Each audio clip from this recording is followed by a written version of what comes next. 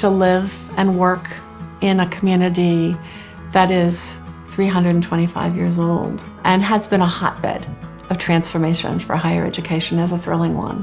What it takes to lead William and Mary now is a strong sense of attachment to its long history, an appreciation of how much of that history has been driven, anchored by a commitment to the liberal arts, but also by innovation. A liberal arts education teaches students how to live at the edge of knowledge, how to manage complexity, and that's the most important skill for a professional life in any field right now. And research-based teaching is so important. That's something that William and Mary is exceptional in.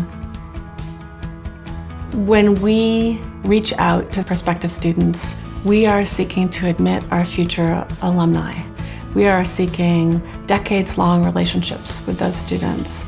And the 4 years or more that they spend with us are ones that shape them, but also will shape their relationship to the institution for decades to come.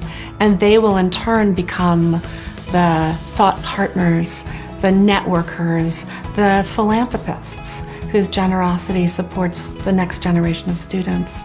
This is a historic campaign. We've set our sights very high, exactly as we should, and I want to bring it to a close in a triumphant way. There's two keys to that. One is to move really quickly to get to know alumni, to get to know the donors who are going to be partners in the transformative future of William and Mary. And another is to deeply get to know the institution, to spend time with faculty, with staff, with students, both undergraduates and graduate students, to really understand the storylines that are the most important ones at William and Mary. So as I look to the next year, as I think about bringing this campaign over the next few years to a triumphant conclusion, it's that learning that's the most important part of the work that I'll do.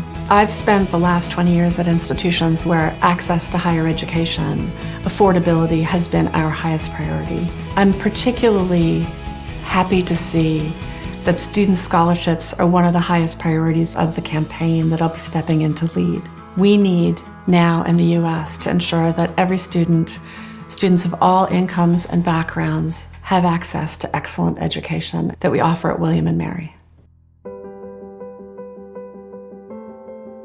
I see diversity and inclusion as accelerating innovation.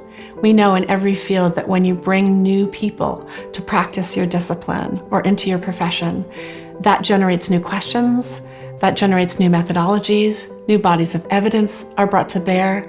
So we need diversity and we need full participation, which is what we mean by inclusion, in order to innovate. It's an essential aspect of transformation to preserve our core values. Faculty, staff, students, and alumni have a sense of shared purpose. And to get to that sense of shared purpose, you have to listen very deeply. You have to listen from different angles, from different stances and positions around the institution. And you need to bring together what you're hearing because it will often be divergent and reflect it back to the community. So that role of listening and reflecting back what I'm hearing is one of the important aspects of leadership for me. And I hope to bring those skills and that experience to William and Mary.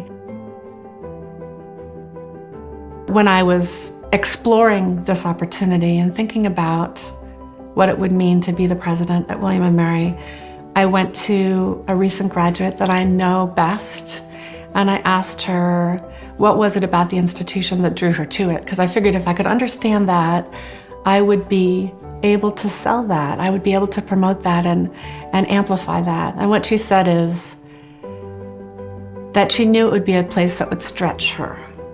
She knew it would be a place that would be challenging intellectually.